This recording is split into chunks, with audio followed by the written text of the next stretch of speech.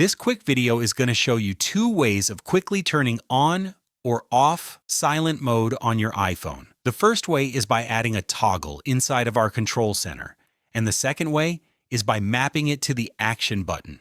So follow the steps in this video. I'm first going to open my control center by swiping from the top right corner of the screen, and will then enter edit mode by tapping the plus button at the top left.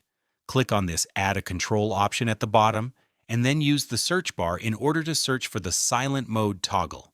You can see that it looks like a little bell icon, so let's tap on this to add it to our control center.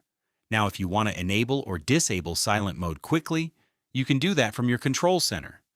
The second way is for users who have the action button on their iPhone, and we're going to open our settings page, then find the action button section, and then swipe until the silent mode is selected.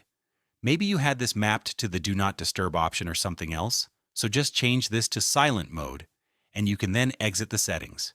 From now on, when you want to quickly enable or disable silent mode on your iPhone, just long press this action button, and that's it.